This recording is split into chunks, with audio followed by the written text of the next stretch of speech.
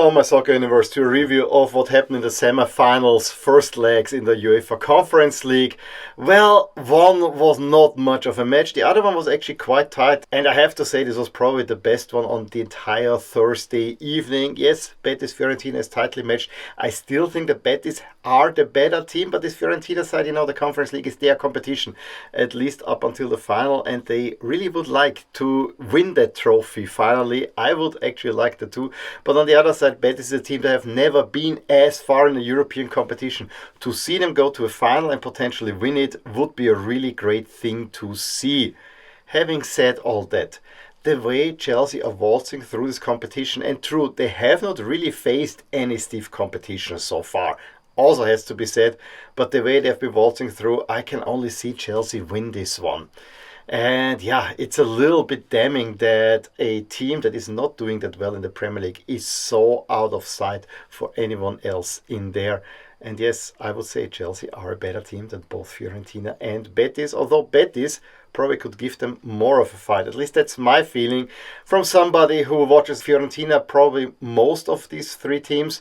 But I see the Fiorentina on that they can do something, but I feel that Betis have done some really good business and are one of the most exciting teams in La Liga. Still, Chelsea.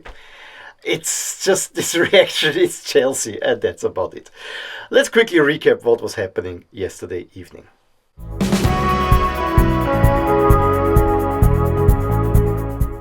Betis go with a slim 2-1 advantage into the return leg in Florence in what was probably the best game of all of the games on Thursday evening. However, Betis had more control and had the better chances overall. They took a very early lead when Bakambu plows through the Fiorentina defense, then plays it across parallel to the goal line to Abde, who takes a shot that's actually a little bit too high. It goes by the inside of the crossbar, just behind the line, up to the crossbar and out again. It took a while until this was decided to be a goal. There's no goal line technology, which made everything a little bit harder, and Betis had the upper hand and Isco with a pretty good chance, but there was also a really good header by Mandragora that just went a little bit wide. But Fiorentina were probably a little bit lucky to go with a 1-0 deficit into the halftime break. Second half there was a great save by De Gea, but then Antony gets the second goal after he converts a blocked shot on the rebound from the edge of the box. Wonderful strike. 2-0 Betis, and Fiorentina knew we better get back into this game. It was an attack where Robin Gosens runs on the left side, packs it back, seemingly to Gudmundsson. However, it was Ranieri there, the captain, the defender, who takes the shot, and it's 2-1. And then shortly thereafter, Gosens actually could have gotten the equalizer, but there was also a good chance by Bartra.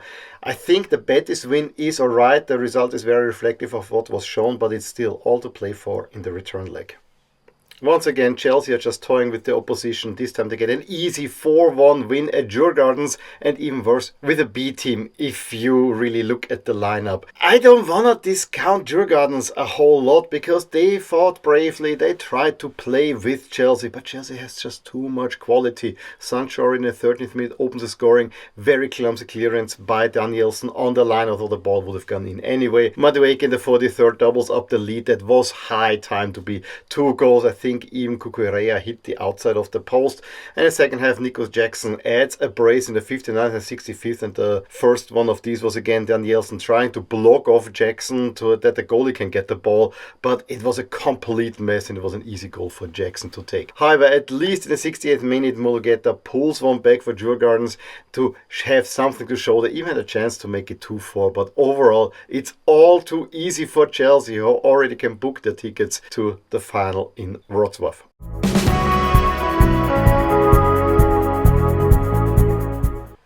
When I look now at the chances of advancing, it really smells already like a Betis-Chelsea final, which I think would be a nice final, but I really would like Fiorentina in there, I gotta be honest, but I wouldn't begrudge it, Betis to get in there. And Chelsea, more or less in the final. A 3-goal lead from the first leg. Djurgårdens is not gonna do anything at Stamford Bridge, even if the Chelsea youth teams were playing, I gotta be honest, like that. So we pretty much know who will play in the final, and that means we also know who are the favorites to win it all. It's almost 60% Chelsea already, and I think this will only adjust slightly a little bit later on, depending on who will make it to the final. Betis, of course, hold the advantage.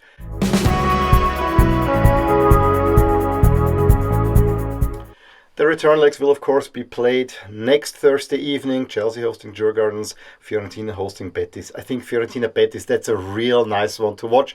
Might be the best game of the entire competition, potentially.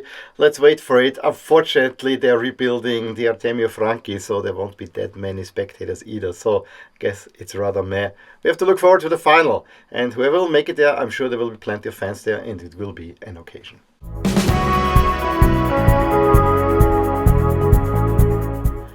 Well, that's pretty much it from me. Can anyone stop Chelsea? That's my big question to you. Please drop a line below. Otherwise, please give me a thumbs up if you enjoyed this relatively short video. Subscribe to my channel if you want to see more videos like these, and I will talk to you soon about more things in my soccer universe. Bye! Hey there, I really hope you enjoyed this video, and if you did, here are some videos and playlists that you may enjoy too. Also, please consider subscribing to my channel and hit the little bell icon so you get notified whenever something happens in my soccer universe. And with that, have a wonderful day. Bye!